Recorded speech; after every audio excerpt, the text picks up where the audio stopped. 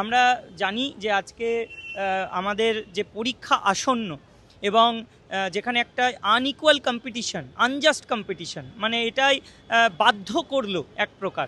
কারণ এটা কখনো কাম্য নয় যে এত বছর পরে এসে যোগ্য যারা, তারা নতুন করে ফ্রেশার্সদের সঙ্গে কম্পিটিশনে নামবে এবং যোগ্যতার প্রমাণ দেবে। অবশ্যই আমাদের রাজ্যে দীর্ঘদিন ধরে নিয়োগ হয়নি, এই নিয়োগ হয়নি বলেই কিন্তু আজকে এই পরিস্থিতি। এত বেকারের সংখ্যা বেড়ে গেছে, যেখানে দাঁড়িয়ে যে মানে একটা কম্পিটিশন দুটো ক্লাসের মধ্যে, মানে ডিফারেন্ট ক্লাস।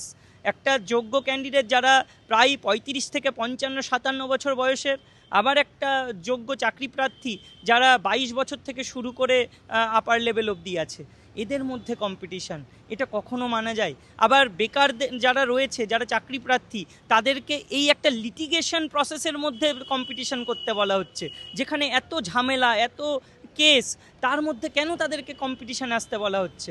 আবার দেখুন তো, যে ভ্যাকেন্সি দেওয়া হয়েছে এটা এতটা কম, এই ভ্যাকেন্সি এত বছর পরে, মানে কেবলমাত্র কয়েক হাজার বেড়েছে, দেখতে গেলে 20,000 ভ্যাকেন্সি বেড়েছে 10 বছর পর। 10 বছরে 20,000 ভ্যাকেন্সি, এটা মানা যায়? প্রতি বছর যদি 10,000 8,000 নিয়োগ হতো, তাহলেও তো 80,000 ভ্যাকেন্সি হয়। তাহলে কোন জায়গায় যাচ্ছি আমরা?